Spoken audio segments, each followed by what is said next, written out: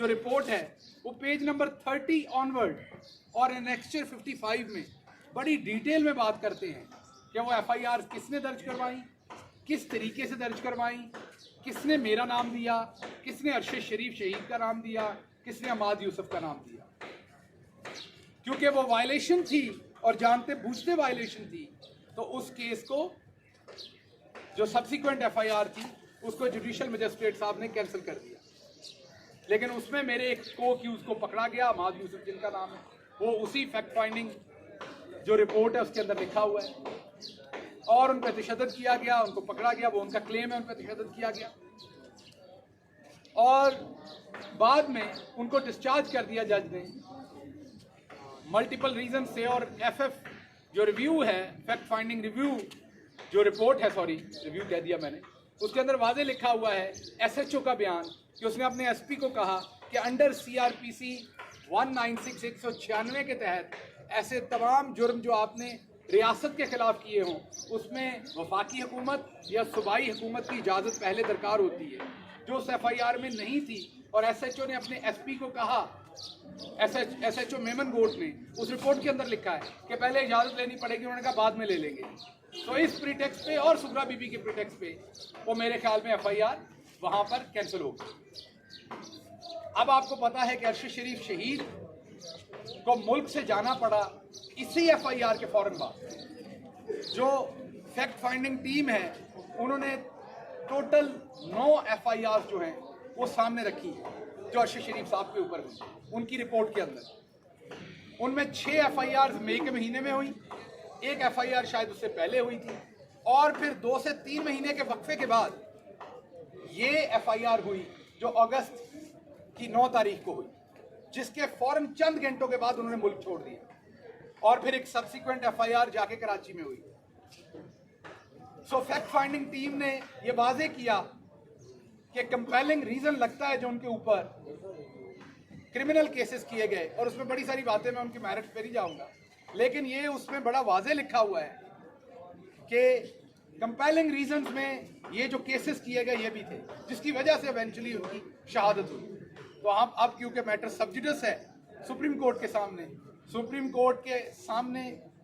Fact finding team کی fact finding report بھی جمع ہو چکی ہے. سپریم کورٹ نے جو ان کو پاکستان کا آئین استحقاق دیتا ہے آرٹیکل 184(3) کے تحت، جس میں ان کے پاس 199 کے جو تمام اختیارات ہائی کورٹ کے وہ بھی ہوتے ہیں، اور اس کے علاوہ بھی کیونکہ وہ اعلیٰ ترین عدالت ہے ان کے پاس کوئی بھی جوائنٹ انویسٹیگیشن ٹیم بنانے کے اختیارات ہیں، کسی مقدمے کو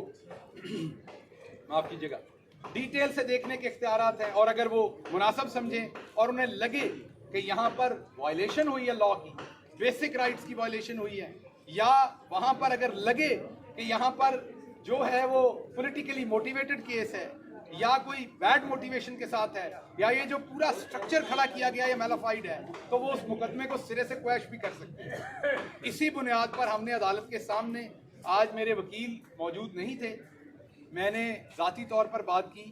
کیونکہ وکیل کے تھرو بات کرنا میرا ایک آئینی حق ہے. تو میں نے آنریبل جج صاحب سے یہ ریکویسٹ کی ہے کہ وہ ہمیں ایک تاریخ دیں تاکہ آج میرے وکیل موجود نہیں تھے، وہ اگلی پیشی پہ آئیں اور ڈیٹیل میں آرگومنٹ کریں اس چیز کے اوپر کہ جب یہ میٹر آلریڈی سبجوڈس ہے سپریم کورٹ کے سامنے، تو پھر وہاں سے پہلے جو جوائنٹ انویسٹیگیشن ٹیم کی رپورٹ ہے یا سپریم کورٹ آف پاکستان کا جو فیصلہ اس پہ آنا ہے اس کو پہلے دیکھ لیا جائے in the best interest of law. لیکن کیونکہ ہم عدالتوں کا احترام کرتے ہیں، یہ عدالت جو بھی فیصلہ دے گی، مریم صفدر ہم ہیں نہیں کہ دھمکیاں دیں، ہم سر نیچے کر کے ہم اس فیصلے کو مانیں گے. ہم اس عدالت کا ویسے ہی احترام کریں گے جیسے کسی اور عدالت کا احترام کریں گے. تھوڑا سا سائڈ. سو یہ ایک سائڈ ہوگی کہ کس طریقے سے یہ تمام، اس کے بعد درجنوں کیسز میرے اوپر کیے گئے جو میں مختلف عدالتوں میں گیا اور وہاں سے انصاف لینے کی کوشش کی. اس کے بعد کسٹوڈیل ٹارچر کا یہ جو سارا معاملہ شروع ہوا ہے یہ میرے پہ شروع ہوا اللیجڈلی. میں بار بار کہہ رہا ہوں کہ میں نے ریاست کے ایک ادارے میں بغاوت کروانے کی کوشش کی. میں نے تو نام نہیں لیا تھا، میرے پہ الزام تھا اور مجھے اس کی وجہ سے رندا پھیرا گیا. لیکن آپ کے ڈیفنس منسٹر نے 2 راتیں پہلے शाज़ेब खानज़ादा के शो के अंदर ये डायरेक्टली कह दिया, मैं उनके लफ्ज़ कोट कर रहा हूँ, मैं खुद से नहीं कह रहा, उनके जो लफ्ज़ हैं वो ये हैं, जब वो जनरल फैज़ और जनरल बाजवा की रिटायर्ड दोनों जनरल साहबान उनकी बात कर रहे थे कि कोर्ट मार्शल होना चाहिए कि नहीं, तो उन्होंने कहा कि जनरल फैज़ साहब को या आर्मी के ऑफिसर्स को अगर गैर कानूनी ऑर्डर है तो वो नहीं मानना चाहिए। मेरे पे अलेज किया गया, मैंने नाम नहीं लिया किसी इदारे का, मैंने किसी दिफाई इदारे की बात नहीं की, मेरे पे अलेज करके, क्योंकि मैं एक आम आदमी हूं, क्योंकि मैं अशराफिया से नहीं हूं, क्योंकि मेरे पास सिफारिश नहीं है, क्योंकि मेरे बड़ी बड़ी जगहों पे कांटेक्ट नहीं है, क्योंकि मेरे पास बड़े बड़े वकीलों को देने की फीस नहीं है, क्योंकि मेरे पास पूरे के पूरे टेंटिकल्स नहीं है, क्योंकि मैं रात को मैसेज करके हारा हुआ हल्का जीत नहीं सकता ख्वाजा आसिफ की तरह, क्योंकि मेरे बाप दादा सियासत के अंदर नहीं है, क्योंकि मैंने मिलें और फैक्ट्रियां नहीं बनाई हुई, क्योंकि मैंने गोल्फ कोर्सेज के ऊपर कब्जे करके हाउसिंग अथॉरिटीज नहीं बनाई, क्योंकि मैंने किक बैक्स नहीं ली, क्योंकि मैंने अपने डीसी एसी अपनी मर्जी के नहीं लगवाए, क्योंकि मैं एक माफिया का हिस्सा नहीं हूं, इसलिए मैंने तो नहीं कहा, और मेरे ऊपर केस बना के पिछले 8 महीने से मुझे रगेदा जा रहा है। और उसने बबांगे दोहल टेलीविजन के ऊपर कहा, जो हमारा डिफेंस मिनिस्टर, और यही नहीं कहा, मैं रिपीट नहीं करूंगा वो अल्फाज, क्योंकि मुझे अपने इदारों से प्यार है, लेकिन इसी शख्स ने पार्लियामेंट के फ्लोर के ऊपर हड्डियों और गुद्दे का एक बयान दिया था, इन्हीं के एक्स स्पीकर ने एक बयान दिया था, मैं वो रिपीट भी नहीं करूंगा क्योंकि वो मेरे मुल्क की शान के खिलाफ है, इन्हीं के एक एक्स स्पीकर ने पार्लियामेंट के अंदर बयान दिया था हमारे इदारों के खिलाफ, इनको तो कोई नहीं पूछता,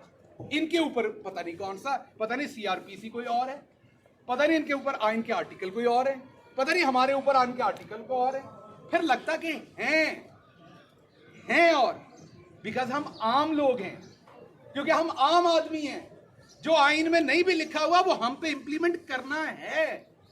क्योंकि हमारी आवाज नहीं है, क्योंकि हमारे साथ जो भी कर लो उसका कोई नतीजा नहीं भुगतना पड़ना कल को। जिन्होंने झूठे मुकदमे किए उन्हें कोई डर नहीं है, इन पे करे ना जरा। ये जब हुकूमत में आते ही यही राणा सनाउल्लाह साहब ने धमकियां नहीं दी थी, इन्होंने नहीं दी थी ये धमकी कि जो फैसला करेगा उसको देख लेंगे, इन्होंने जजेस को धमकियां नहीं दी, इन्होंने ब्यूरोक्रेट्स को धमकियां नहीं दी कमिश्नर का नाम लेके, आईजी का नाम लेके, क्योंकि वो लोगों को पता है कि उनके साथ क्या करेंगे, इसलिए वहां पर जलते हैं। हमारे जैसे मिडिल क्लास वाले को फड़का के रख दो, क्या फर्क पड़ना है, कौन सा कोई आपको कीमत अदा करनी पड़नी, जिले शाह मार मार के शहीद कर दो, कौन सा मोल पड़ना है, उसके बाद उसके वालिद से जो दिल करे बयान दिलवा लो। सलाम है उस वालिद को, सलाम है उस मां को जिसने अपने मीगर हालात के अंदर एक बेटे को परवान चढ़ाया, जो एक स्पेशल चाइल्ड था, दूसरे लफ्जों में मैं कहूंगा दरवेश था, सबसे मोहब्बत करने वाला था, और उसको वतन पे निछावर कर दिया, और फिर उफ नहीं किया, अपनी मजबूरियों की वजह से जो उन्हें स्टेटमेंट देनी पड़ी वो भी आपके सामने, जो उसकी रिपोर्ट है वो आपके सामने है, क्या कुछ हुआ है, लाहौर की पुलिस ने उस बच्चे के साथ क्या किया है वो आपके सामने है। तो इसलिए मैं सिर्फ चीफ जस्टिस ऑफ पाकिस्तान साहब के सामने ये बात रखना चाहता हूं कि आपको पाकिस्तान की मिडिल क्लास के लिए खड़ा होना पड़ेगा, आप नहीं खड़े होंगे तो और कोई खड़ा नहीं होगा। अगर तो मेरा जुर्म था जिसने कोई नाम भी नहीं लिया था, तो फिर ख्वाजा आसिफ क्यों दंदनाते हुए खुले फिर रहे हैं, क्या उन्होंने बगावत नहीं करवा रहे, वो क्या वो सबक नहीं दे रहे, वो तो नाम लेके कह रहे हैं। मैंने तो उस इदारे के बारे में ना नाम लिया था ना बात की थी, तो इसलिए एक तो ये बात। दूसरी बात मैं शोएब शेख के बारे में कहूंगा, बहुत सारे लोगों को शायद नहीं पता कि वो एक छोटे से घर में कराची में एक बहुत गरीब फैमिली के अंदर वो शख्स पैदा हुआ। वो मेहनत करके स्कॉलरशिप इसलिए लेता था कि शायद घर वालों के पास फीस के पैसे ना हो अच्छे स्कूल में पढ़ाने, तो वो स्कॉलरशिप लेता था ताकि फ्री पढ़ता जाए। उसने इस मुल्क का नाम रोशन किया आईटी में, और उसके खिलाफ कोई मुद्दई नहीं है, उस पर भी केस बना दिया गया, सिर्फ इसलिए कि वो अपनी आवाज रखना चाहता है, सिर्फ इसलिए कि वो इंडिपेंडेंट बात करना चाहता है। जब से बोल टीवी आया पाकिस्तान के चैनलों ने उसे एक्सेप्ट नहीं किया, आपको पता है 3-4 साल तो उसको हिस्सा ही नहीं बनने दिया चैनल्स का। तो जो माड़ा बंदा है वो तरक्की कर ले तो तब भी ये नहीं मानते। हमारे एक दोस्त लाहौर में कहते आप किधर से मिडिल क्लास है, आप किधर से मिडिल क्लास है। वो बात बड़ी तकलीफ है उन्होंने कि मैं अपने आप में मिडिल क्लास कहना है। भाईजान गड्डी ले लैण नाल या चंगे थां ते घर लैण नाल तुसी मिडिल क्लास तो नहीं निकलते, पूरी की पूरी माफिया हो आपकी, अरबों रुपया बनाए फिर आप मिडिल क्लास से निकलते हैं। जब तक आपके पास अरबों रुपया नहीं, आप मिडिल क्लास ही हैं। आप पे एक केस पड़ जाए ना ये जो आप गीदड़ बप्तियां देते हैं ना बैठ के, अल्लाह ना करे आपके साथ ये हो, और अगर हुआ तो मैं आपके साथ खड़ा हूंगा।